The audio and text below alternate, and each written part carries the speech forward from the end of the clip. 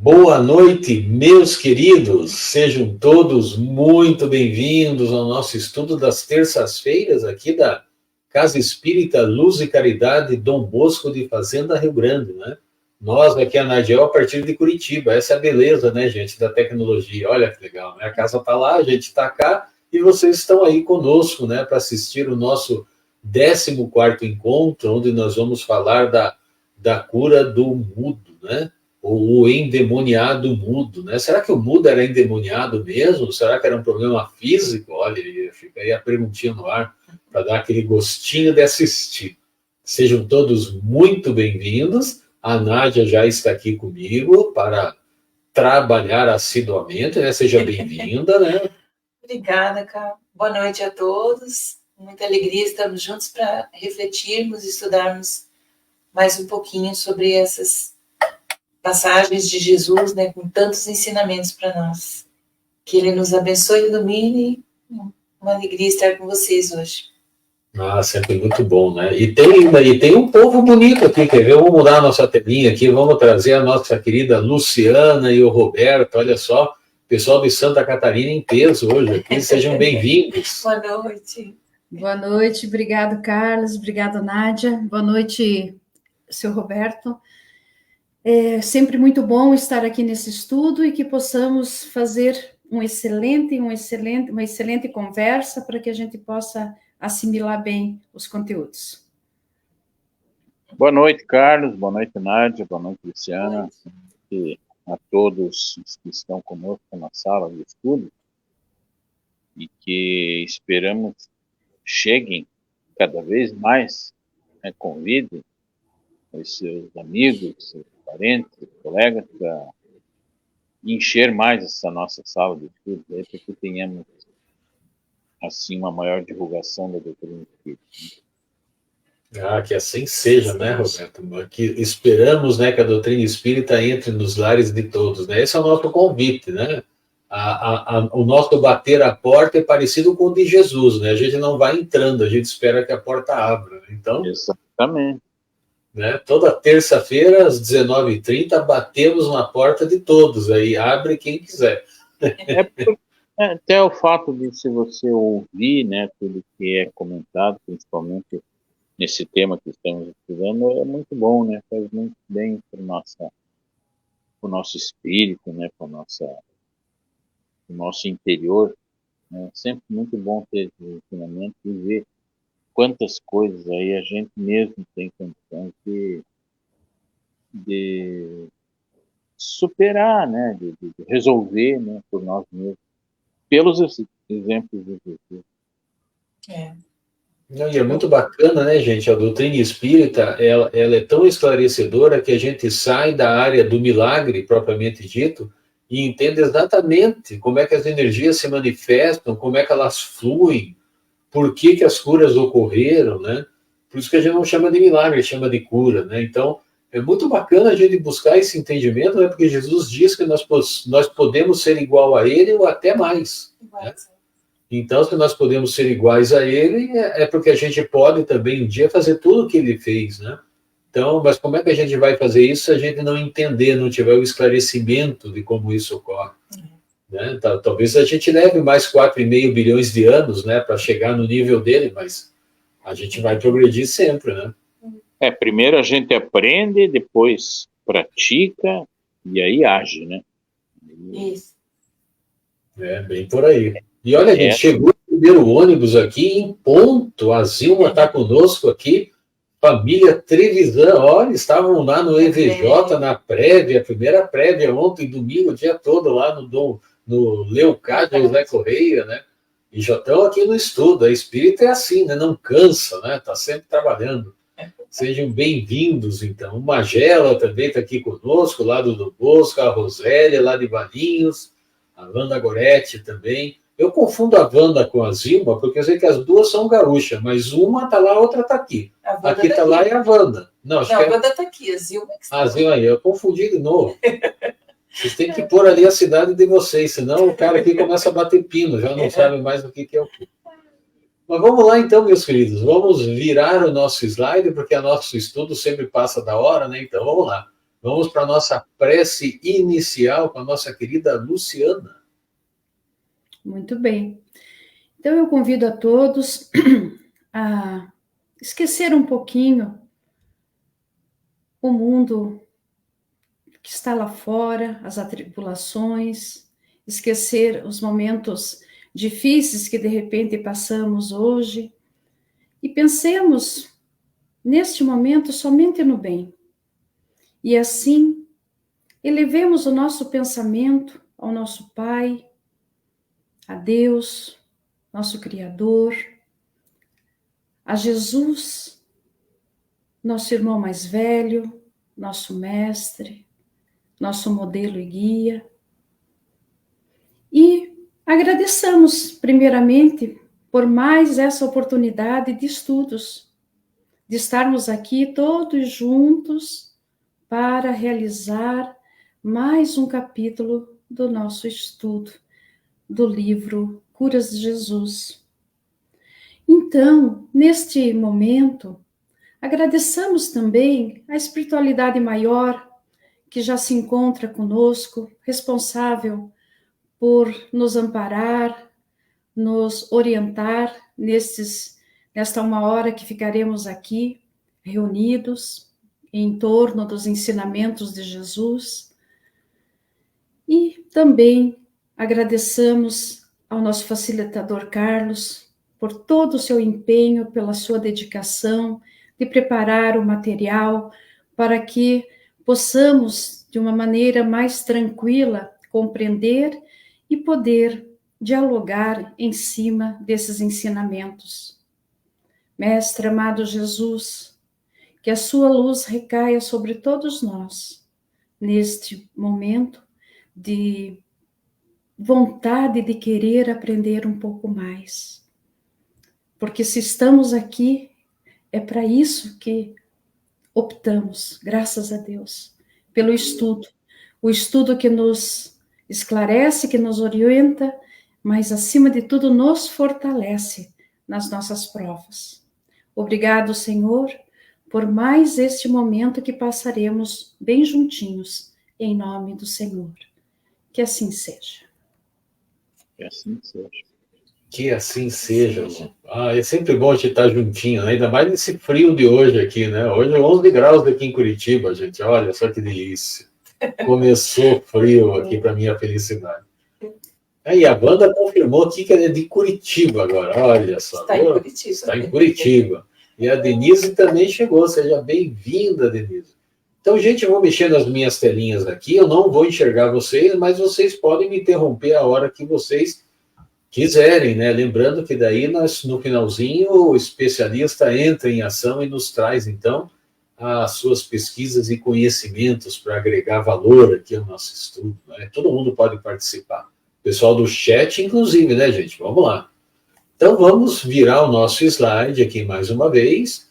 Então, conta-nos, Joaquim Neto. Gente, assim, ó, essa cura, ela é muito pouco comentada, porque talvez Jesus praticou tantas curas que o pessoal não se ateve muito a essa, porque era mais um endemoniado, era mais um que tinha um outro problema agregado, no caso desse, não falava, né? Então, apenas um dos evangelistas comenta sobre esse assunto, mas nós espíritas somos curiosos de nascença, né? A gente vai tentar aprofundar um pouquinho.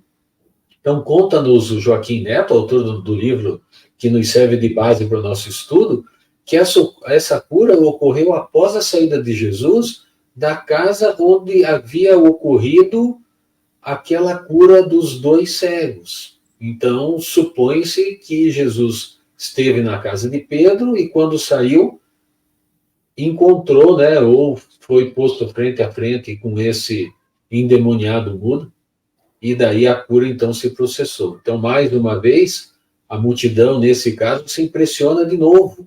Inclusive, os adversários de plantão do mestre, os fariseus, que agora o acusam de ter envolvimento com o maioral dos demônios. Olha só, gente, tem uma escala de demônios, né?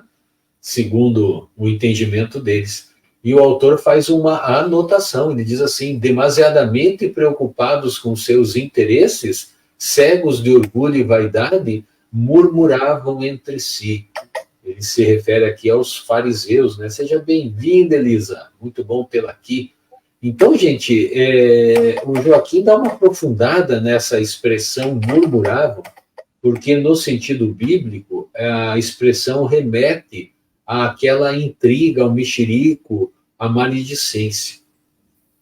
E a gente vai aprofundar um pouquinho, gente, nesse ponto aqui, sobre o maldizer. Então, nós temos aqui no dício, maledicência, a segunda definição é o ato ou aptidão para falar mal dos outros, cuja intenção é denegrir, difamação. Essa definição aqui, ela é um pouco antiga, porque a expressão denegrir não se usa mais, né, gente? É considerada uma expressão, não vou dizer racista, né, mas assim, ela... Como? Remete a alguma coisa nesse sentido. Nesse sentido, né? Não se usa mais essa expressão. Mas a gente entende perfeitamente o que ele quer, o que ele está se querendo dizer aqui. E tem uma outra definição. A terceira, fala injuriosa ou maldosa, comentário cheio de maledicência.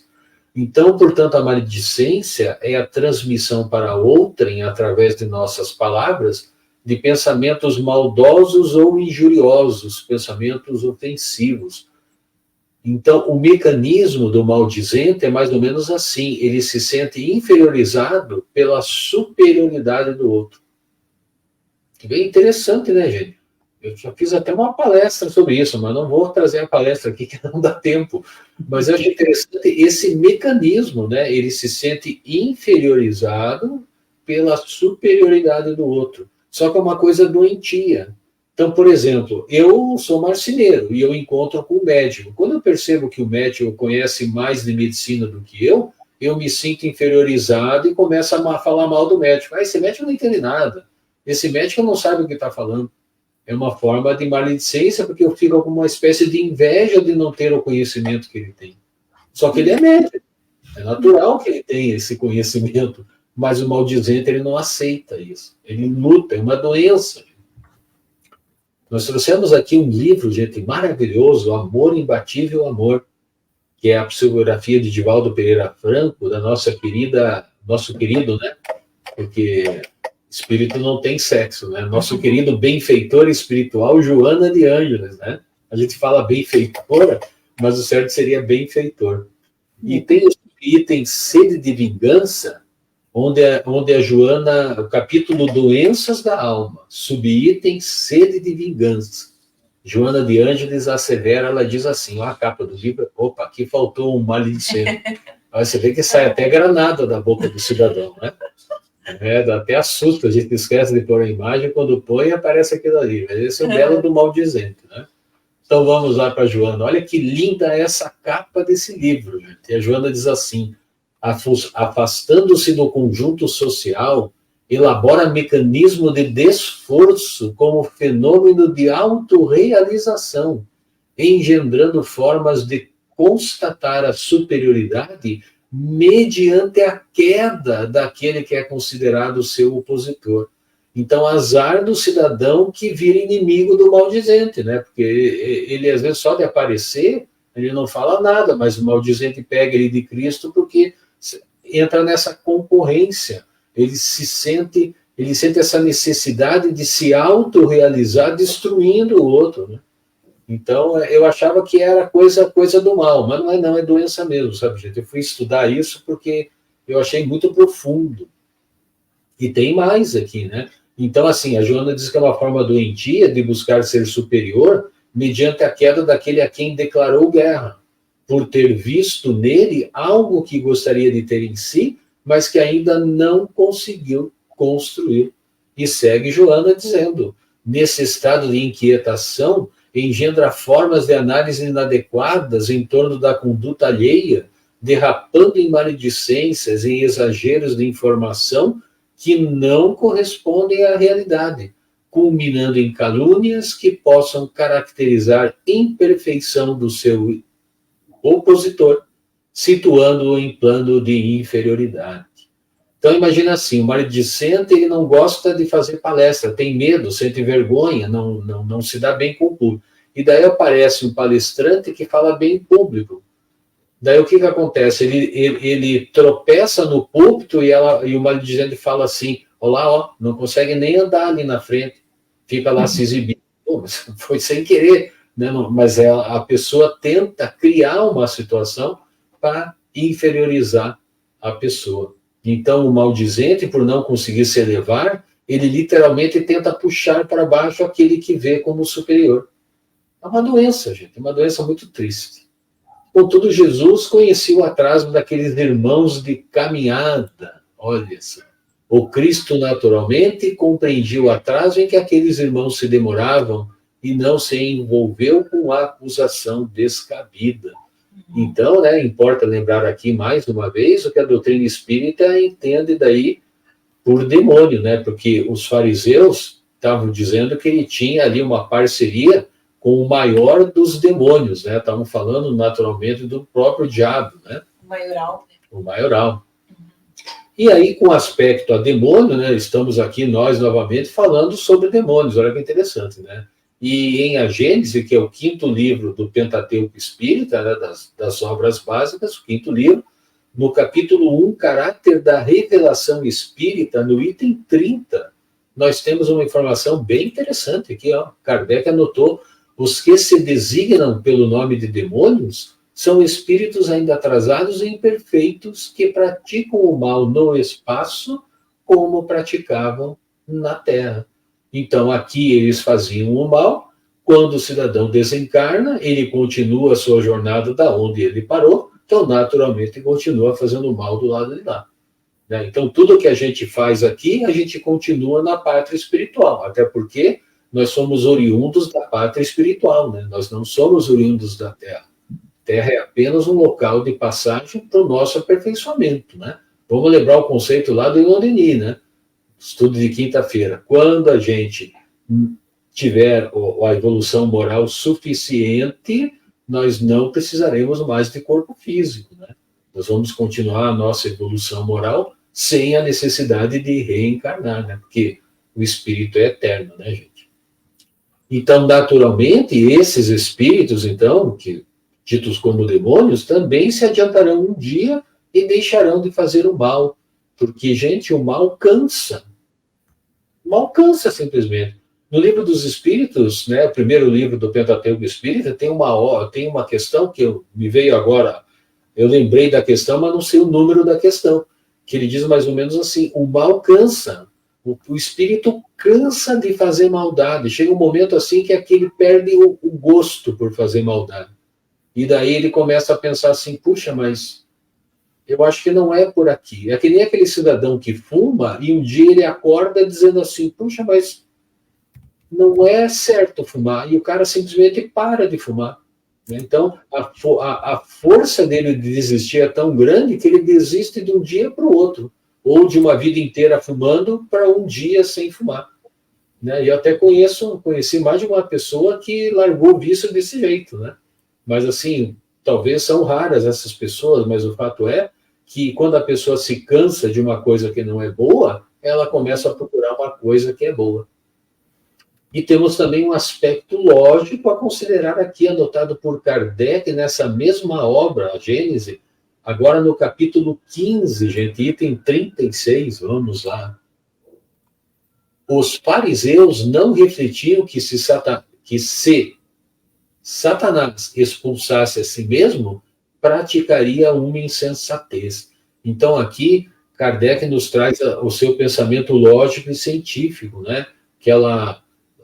Aquela matemática, aquela lógica simbólica, né? O silogismo, né? Então, se Satanás expulsasse a si mesmo, praticaria uma insensatez, né? Porque se ele quer fazer o mal, como é que ele vai se destruir? Então, é interessante a gente pensar nisso, né? Então, por esse motivo, essa ideia, ela foi perdendo força ao longo dos tempos, né? Kardec não disse que essa ideia acabou, ele só disse que ela perdeu força. Né? E temos uma anotação de Kardec muito interessante, gente, na Revista Espírita, de fevereiro de 1867, Anotem aí no livro de vocês que não tem essa fonte. Revista Espírita de 67. Kardec retirou de uma conferência sobre religião, no volume 2, o tomo 2, página 341. Essas conferências aconteceram em 1825, e essa é intitulada Refutação da Intervenção do Demônio, por Monsenhor Pessinu. Foi difícil guardar a pronúncia, porque é escrito Praesinuus, né? É Pessinu. Né? Pessinu. Um dia eu vou aprender francês, vocês vão ver uma coisa. Então, vamos lá, refutação da intervenção do demônio. Vamos ver o que ele refutou aqui, então. Está aqui no nosso livro. Eu até pesquisei aqui, o Joaquim pôs na íntegra, gente. Olha só, diz assim: se Jesus tivesse operado esses milagres pela virtude do demônio, o demônio teria, pois, trabalhado para destruir o seu império e teria empregado a sua força contra si mesmo. Certamente, um demônio que procurasse destruir o reino do vício para estabelecer o da virtude seria um estranho demônio.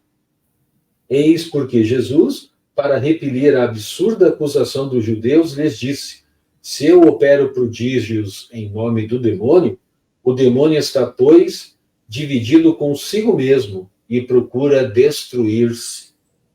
Resposta que não admite réplica. Olha só, gente, o nível de conversa de Jesus com os fariseus, né? Porque os fariseus, eles eram os doutores da lei, né? Portanto, o demônio, ele roubaria de si mesmo. Né? Não tem lógica, né, gente? É por isso. E temos outra questão interessante nessa cura. Seria um problema físico ou espiritual? Olha a pergunta que nós fizemos lá no início, né? Naquela época, meus queridos, muitas doenças que não se conheciam as causas eram atribuídas às influências espirituais. Até hoje temos médios internados em hospitais para tratamento de doenças mentais. Até hoje, gente. Tem gente que confunde mediunidade com doença mental. Então, esse dilema também surge no atendimento fraterno pelo diálogo nas casas espíritas. Né? Às vezes seria o paciente obsedado ou portador de distúrbio mental? Como é que o atendente fraterno faz, né, para saber se é uma coisa ou se é outra?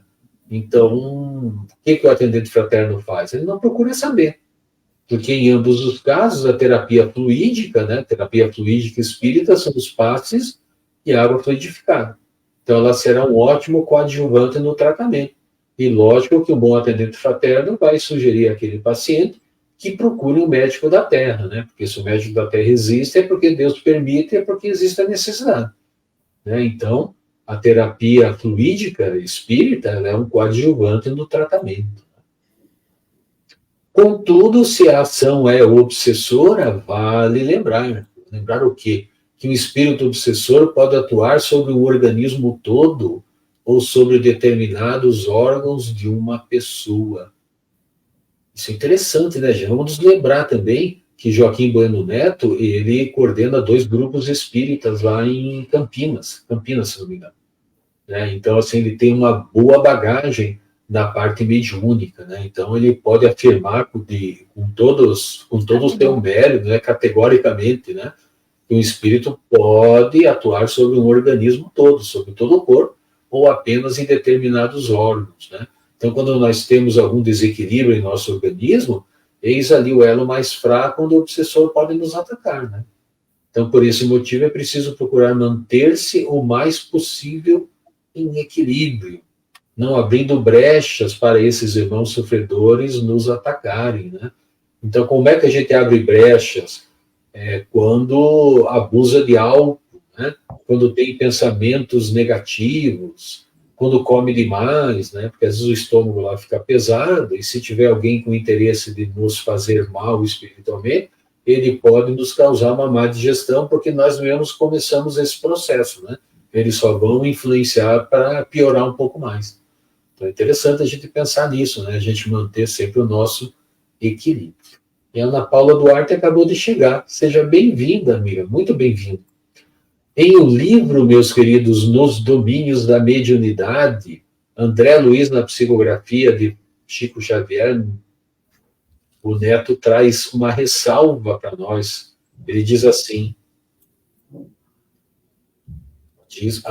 imaginar é criar, é da forja viva da ideia que saem as asas dos anjos e as algemas dos condenados.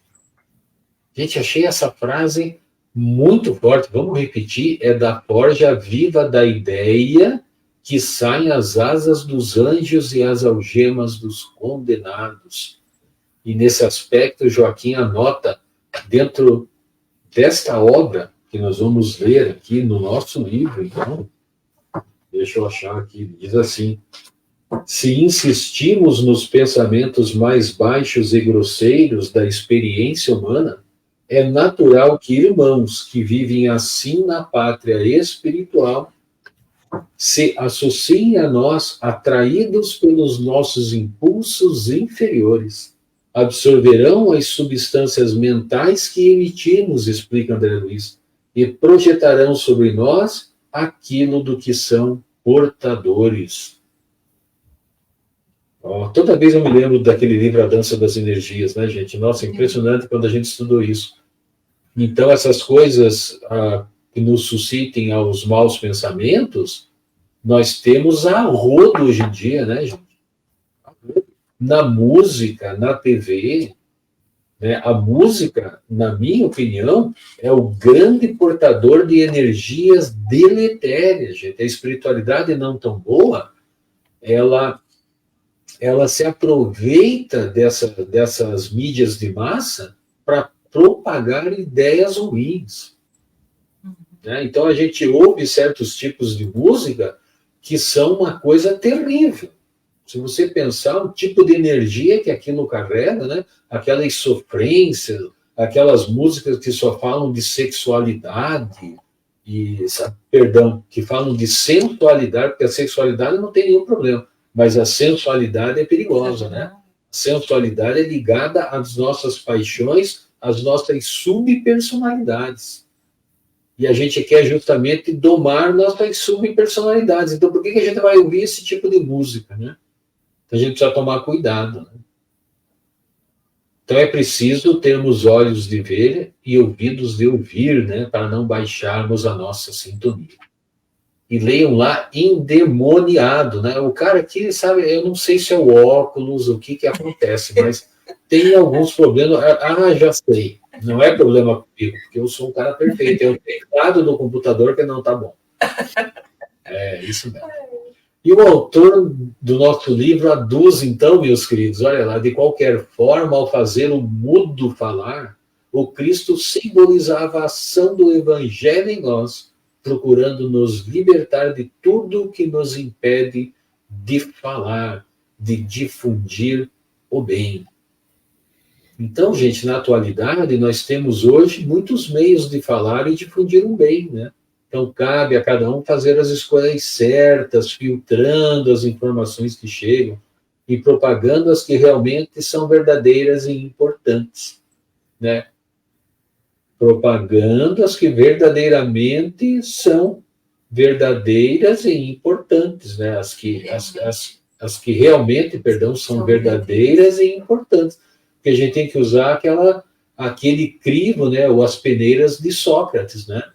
A gente precisa primeiro saber se aquela informação é importante da gente saber. A segunda é se aquilo é verdadeiro. E a terceira é se vale a pena propagar. Né? Porque tem muita coisa, às vezes, que não vale a pena propagar, né? Então, a gente precisa, às vezes, fazer esse filtro, né? A respeito disso. Então, não nos esqueçamos também de construir. Ó, que beleza. Mais importante que falar bem, que demonstrar eloquência, é trazer na consciência a certeza de que estamos nos esforçando para viver o que pregamos, pois é o que necessitamos de fato, né, gente? Pôr em prática os ensinamentos, né, que a gente aprende na doutrina espírita, que é a chave para entendermos os ensinamentos de Jesus, né? Então, Jesus sempre almejava a cura do espírito através das novas práticas, melhores pensamentos, amando e nos amando, né, gente? Isso que é importante. Pensemos nisso, né, meus queridos? É uma coisa muito importante da gente avaliar. Então, hoje eu consegui falar um pouco menos. Ó, que beleza. Hoje eu consegui falar um pouco menos mesmo.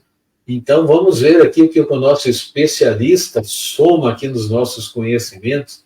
Conseguiu descobrir alguma coisa interessante, meu querido Roberto? Sim, sim, sempre tem coisas interessantes, né? Para a gente refletir, né? Nesse capítulo, especialmente, a gente vê aqui mais uma vez como Jesus ele era menosprezado, né? Como Jesus era diminuído, hostilizado, né? Naquilo que ele fazia. Mas não é surpresa para nós que ao sofrer essas maledicências, como você falou ali no início, Jesus sempre tinha uma palavra para debelar aquela situação.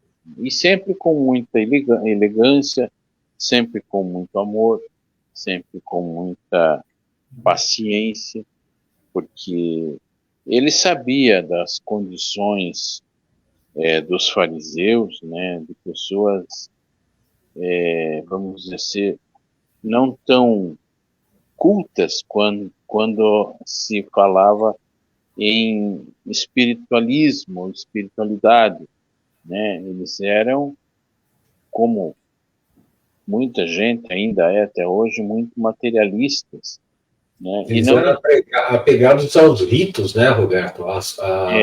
Rituais, né? Isso. A água em si, né? E não entendiam, né, que aqueles atos por Jesus, eles se transformavam em cura, mas, na verdade, Jesus, desde que nós estamos estudando esse livro, Jesus nos mostra que curas, na verdade, eram as próprias pessoas que se promoviam, né? Vamos lembrar da mulher que sangrava o tempo todo, né? Bastou um gesto dela para que ela se livrasse daquilo que ela tinha. E foi através da fé infinita que ela teve ali em Jesus, né? E que provavelmente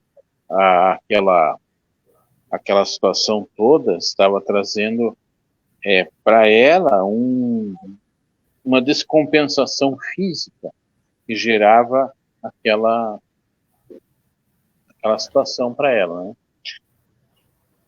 No Isso, caso, Roberto, desculpe te interromper, mas é que você citou uma cura, me marcou muito o estudo da mulher hemorroíça, porque eu sempre achei muito legal a forma como aquela cura aconteceu, mas no nosso estudo aqui, comecei a me lembrar de que Jesus estava sendo apertado por todo mundo, né? E ele não foi curando todo mundo, ele curou só ela, então a gente... parece tão simples, e por que é tão difícil, né, a gente ter essa fé que a mulher hemorroíça tinha, porque Jesus, ele não vai voltar porque ele nunca foi, né, ele está no meio da gente, sempre está perto da gente, e a gente às vezes pensa que ele está longe, né, ou às vezes pensa que a gente não tem condição de tocar nele para receber essa cura, né? O que falta para nós? Vocês ficam martelando isso. Mas enquanto eu martelo aqui, você vai continuando esse pensamento. Mas sabe que antes de continuar, Roberto, eu fiquei pensando na questão dessa mesma cura. A fé foi grande dela, mas a vontade dela querer, né? Então, são as situações ali que acarretam na cura, né? Que impulsionam a cura, né? Só que nesse modo ela fez praticamente tudo sozinha, né? Porque Jesus viu que se desprendeu dele, né? Então eu acho também que é uma cura assim muito forte para nós, né? para nós verificarmos a nossa vontade. Onde é que anda a nossa vontade, né? E, assim, se nós formos fazer um paralelo, né, com aquela época, né, de Jesus e com os nossos dias atuais, a única coisa que difere é quanto à palavra milagre, né, ou quanto à palavra cura, né, porque quando a gente sempre procura buscar o amparo, né, em Jesus, em Deus, justamente nos momentos onde a gente está mais fragilizado, né? Ou quando está doente, ou quando perde uma pessoa da família, ou quando alguma situação gerou um imprevisto que causou um tumulto na vida da pessoa. Nesses momentos a gente recorre a Jesus, né? Por quê? Porque a gente sabe que Ele está sempre ao nosso lado. A gente sabe que Ele tem uma palavra, ainda que a gente não a ouça com os ouvidos carnais, mas a gente recebe as intuições, né, do que a gente pode fazer e deve fazer também para aquela situação. Se a gente não puder fazer alguma coisa, pelo menos a presença dele, né, através dos seus exemplos, do seu evangelho, eles nos dão o conforto, nos dão o consolo de suportar aquilo. Então, eu não vou dizer que essas curas não tenham acontecido, claro que provavelmente isso aconteceu, né? Mas eram situações que muito provavelmente eram desconhecidas, né? Como o Carlos falou lá no início, né, de algumas doenças, né? E que, no caso deste personagem do capítulo de hoje, né, o endemoninhado vivo, né, ele, aliás, endemoninhado mudo, né, ele não falava. Por quê? Talvez até por um processo possível, ninguém sabe, aqui não explica bem se era essa situação ou não. Mas Jesus conseguiu detectar isso, né? Ele percebeu que havia ali junto com aquela pessoa uma influenciação espiritual. Bastou que ele dissesse: saia daqui, né, deixe essa pessoa em paz. E pronto, a pessoa voltou a falar. Houve cura aí? Num certo sentido, sim, porque ele fez com que o espírito fosse para o lugar onde ele era devido, né? E assim em muitos casos, né? O Carlos citou aí que nos hospitais psiquiátricos existe muita gente que está internada lá porque acho que está possuído, né, pelo demônio e tal. Quando pode se tratar de um caso ou obsessivo ou de uma mediunidade não bem conduzida, né? E aí existem essas perturbações. Mas é importante que a gente perceba, né, que muitas vezes a gente mesmo tem a solução nas nossas mãos, né? O que a gente precisa? De uma boa intuição. O que a gente precisa? De uma boa oração, né? Não cair nessas malhas da maledicência, não cair nessas malhas da perseguição, da inveja e tantos outros qualificativos que nós temos, né? Porque, olha, o que a gente carrega, né, de sentimentos não corretos, né, é impressionante. E isso tudo cria uma psicosfera pesada, né, ao nosso redor. Então, a inveja, o egoísmo, a falta de humildade, a gula, como o Carlos falou, enfim, tantas outras viciações que nós temos. Na grande maioria das vezes, quando a gente se propõe a se estudar, né, a gente consegue se livrar disso. Talvez não seja fácil, assim, de uma hora para outra, mas a gente consegue. O Carlos citou ali o exemplo do fumante, né? A pessoa, quando ela se propõe a largar a mão, né, do fumo, porque ou percebe que se está lhe fazendo mal, ou que não é elegante, ou porque atrapalha as pessoas, porque às vezes tem isso também, né? Você atrapalha as pessoas, e ninguém é obrigado a fumar junto com você, né? Então, as pessoas se percebendo, né, elas vão se modificando, né? E é outra coisa que... Pode falar, cara. Não, interessante, Roberto, porque a Lu comentou a respeito da vontade, né? Que motivou a mulher hemorroíça foi aquela vontade firme, né? Acreditando.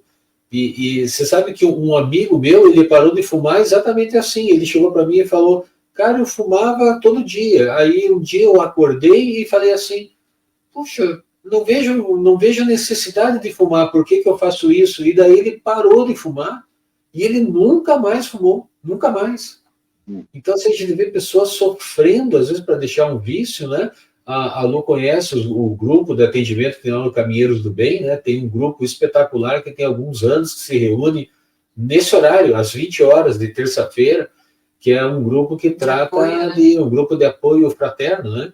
Ele trata de drogadição, né? Pessoas que fumam, que bebem, que se drogam, dependentes químicos em geral, né? E tem pessoas que ficam lá anos, desistem, outras ficam um pequeno espaço de tempo, acabam se tornando, inclusive, auxiliares na tarefa, né? Como é que chama, Lu, certinho? Os que voluntários. Voluntários na tarefa. Eu acho, e é um estudo, eu já falo que é um estudo, né? Porque realmente, né? Tudo é como nós fazemos aqui, a gente estuda uma obra, mas está atrelada ao Evangelho, às obras básicas, né? Então, eles fazem essa confrontação também na hora onde é permitido esse momento, né? Porque é dividido em vários momentos. Mas ali a gente percebe nitidamente a questão da vontade, da fé ativa, né? Que há possibilidade sim, e que a gente não perde a esperança, né? E que há altos e baixos também no processo, né?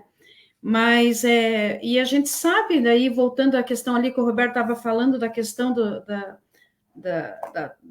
das obsessões, eu, sinceramente, vou falar bem francamente, eu não sabia, eu sempre achava assim, tem alguma coisa orgânica que eu mesma me condicionei e daí afetei algum órgão meu, diante dos meus pensamentos não muito bons, das minhas, aqui que eles falam, né, das deficiências morais, né, por manter a questão da mágoa, né, aquela coisa toda, né?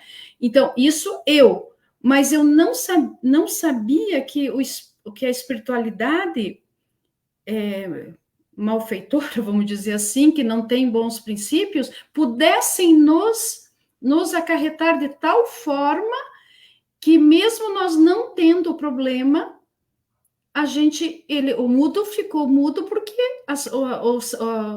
o órgão, como é que diz, o sistema da audição foi totalmente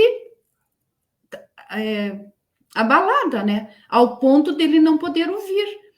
Então, eu fiquei pensando, então, como é importante a gente vigiar bastante os nossos pensamentos, né?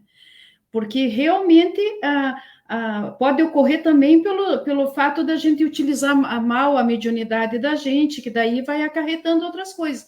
Mas essa questão das deficiências morais, elas pesam profundamente.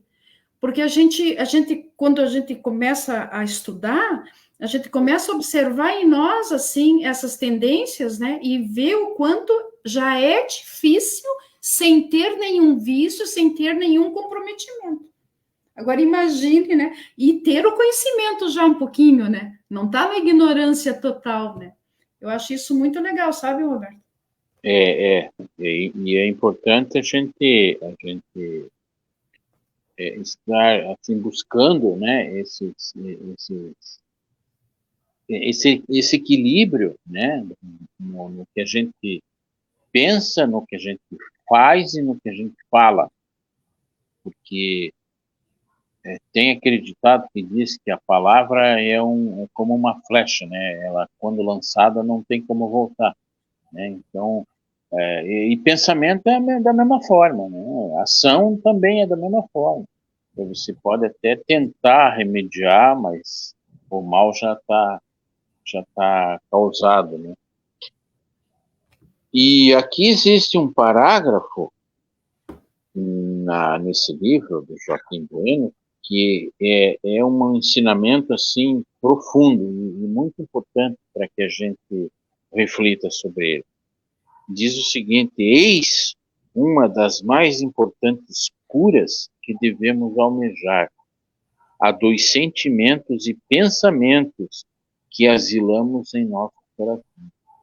Veja que aquilo que a gente sente, aquilo que a gente pensa, é o que vai determinar, né, o que vai acontecer conosco, né? Porque o André Luiz diz na obra lá, Nos Domínios da Mediunidade, que imaginar é criar. É assim que os nossos mais íntimos pensamentos adquirem movimento e vida, ainda que sejam passageiros. Então, é de extrema importância essa questão dos nossos pensamentos. Muitas vezes a gente não consegue, porque o pensamento ele vem, ele acontece, ele vai, ele é uma sucessão de pensamentos. Dizem aí os estudiosos que existem, nós pensamos não sei quantos mil assuntos durante o dia, né? Eu não tenho esse número exato, mas não é pouca coisa, entende? Segundo Joana, 85 mil pensamentos por dia nós temos. E você veja só, e desses quantos se aproveitam, quantos são bons? Olha, 70, segundo outra informação, 70 mil são coisas banais. Desses 85 mil. Então veja como é que nós próprios gastamos o nosso equipamento, né, o nosso material humano com bobagens, né? Nós desgastamos o nosso cérebro com coisas que não têm importância, não tem proveito nenhum, né?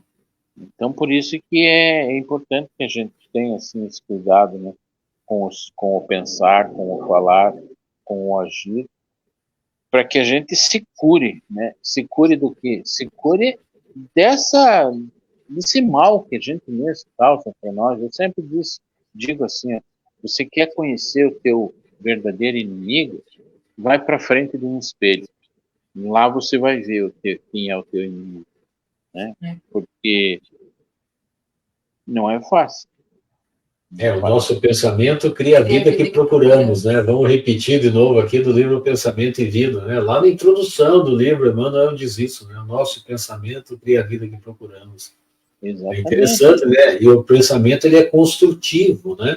É que talvez a gente não perceba, porque ele vai se construindo com o tempo, né? Então, se eu fizer uma maledicência hoje, isso pode não ter nenhum efeito em mim no momento, mas se eu for uma pessoa maldizente e eu pratique isso com uma certa frequência, isso começa a influenciar a mim mesmo, esse tipo de energia, né? E começa a construir até problemas físicos em mim, né? Não a maledicência, mas os pensamentos ruins, já que a maledicência é um pensamento ruim, acaba trazendo, às vezes, até doenças futuras, né? Para mim mesmo.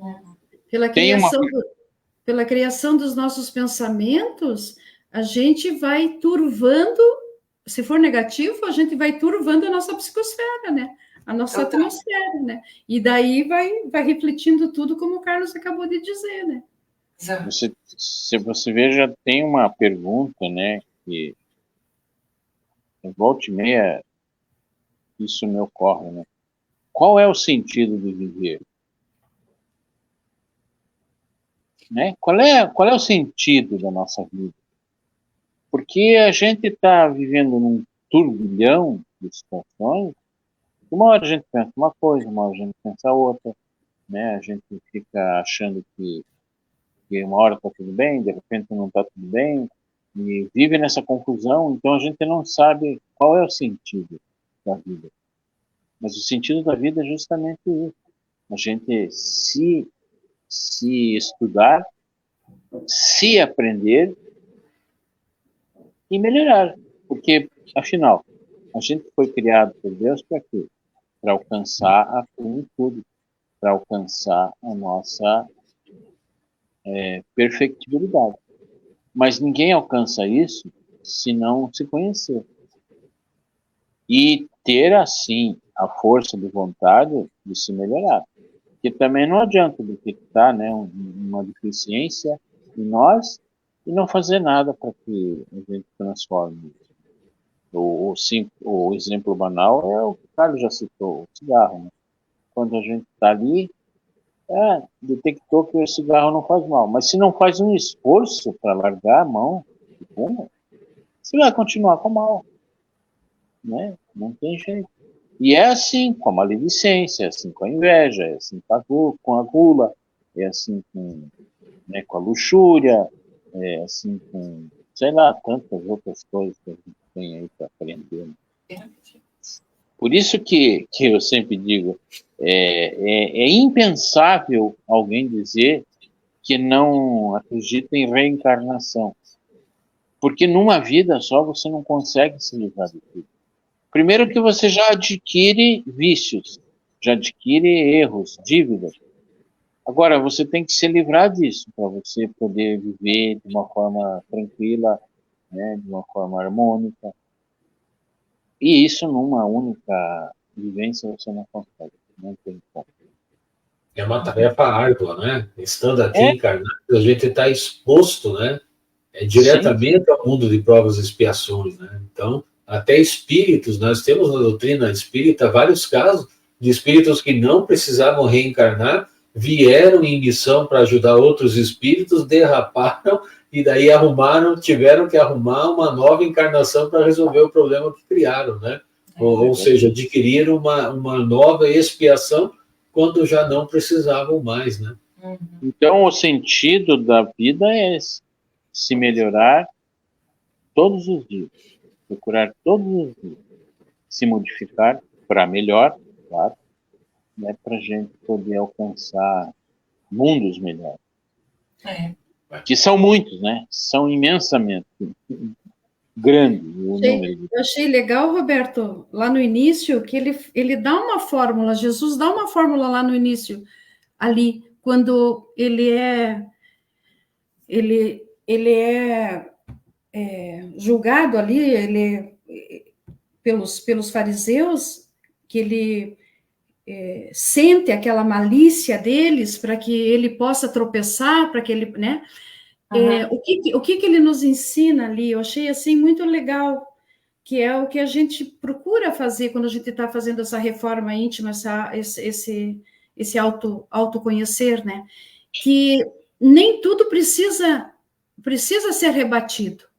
Então, no momento em que ele foi acusado ali, ele nem pensou, né? Porque o que eles pensavam? Que estavam trabalhando com qualquer um, entre aspas, né? Mas não, estava Jesus ali, né? Quer dizer, que vivia muito mais das coisas espirituais e já compreendia qual era a intenção deles. Então, nesse momento, ele silenciou.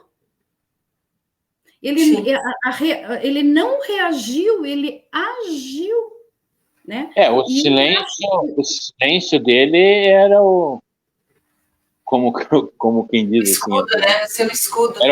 Era o cala-boca, né? Deixa que quieto. E o que ele pede para nós? Por que a gente tem que ter razão sempre, né, Roberto? Não tem. Não precisa. Por que que a gente deve, às vezes a gente acha, já só porque tá, porque aí a gente escuta, né? Às vezes a gente ultrapassa um pouquinho o limite do conselho, vamos dizer, daí a pessoa fala, só porque está estudando um pouquinho a doutrina, já acha que já está podendo, né? Então é o seguinte, é uma situação que Jesus já colocou ali desde o princípio, né? Para a gente poder favorecer os pensamentos bons, as atitudes no bem, silencia. Não há necessidade, exemplifica, fala, vai pelo exemplo, né? É verdade. Não fica na mesma sintonia, né? Porque você entrar em debate, né? Você acaba tendo que baixar a sintonia, né? Para discutir. E daí... Então, às vezes, o silêncio é melhor. E ele tinha autoridade moral, né? Então, o silêncio dele devia dar vontade do cara se ajoelhar. Né? É isso. Pensar nisso, né? Sim. Alguma coisa, mano? A minha parte de colaboração era essa. Sim. Eu falei aqui para o Carlos que eu queria falar só bem rapidinho, né? Porque a gente já está passando do horário um pouco. Mas nessas reflexões ali me veio à cabeça também a lembrança, um texto que eu li a respeito das muitas, né, vivências do Chico Xavier, em que uma senhora procurou num atendimento lá, numa reunião pública, né, que o Chico fazia, atendia as pessoas, né, e disse que ela estava com uma dor de cabeça muito, muito forte, assim, e ela foi conversar com o Chico e tal, e daí ele falou que ela comentou que tinha discutido com o marido em casa e que foi bem violento, assim, que ele quase chegou a erguer a mão, enfim, quase praticou uma violência física. E daí ela foi, né, na casa espírita, mas com aquela dor insuportável no ouvido, na cabeça. E aí ele aconselhou que ela assistisse a palestra e tal.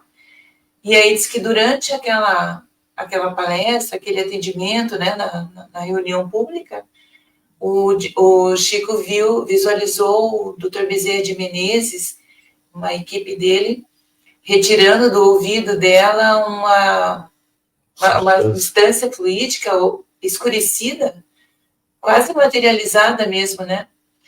Que estava causando aquela dor, e aquela energia negativa, aquela coisa escurecida, foi resultante da energia de ódio, né, de violência que o marido provocou nela, certo? Na discussão, na força, né, das palavras negativas, enfim, na situação, e ocasionou isso naquela senhora.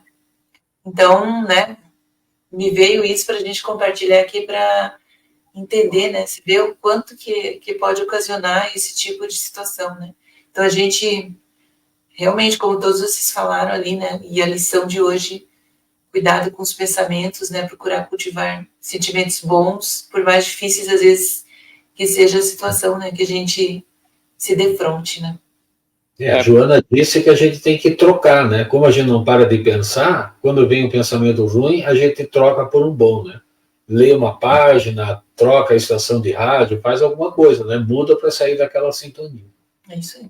Para você ver o quanto de lixo a gente tem dentro da gente. Pois é.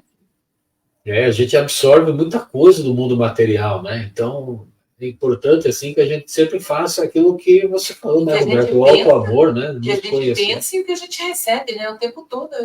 As energias vão e vêm, né? O tempo todo. Os pensamentos. Lembrando que nem tudo a gente precisa aceitar.